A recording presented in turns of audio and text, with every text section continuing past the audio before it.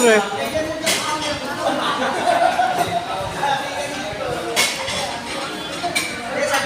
Ito guys, makikita natin yung kanilang mga putahe dito.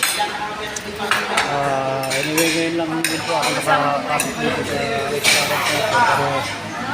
Pero yan, makikita po natin yung kanilang mga ito. At mamaya matitikman po natin guys kung ano pasarap. Kulang pa yan. Medyo social din po siya. Titikman natin mamaya kung ano pasarap. Guys, mga konching. Nakalabas din si Ma'am Vilma, si Ate Tina, si Steve po, yung makulit na bata na apo ni Chairman.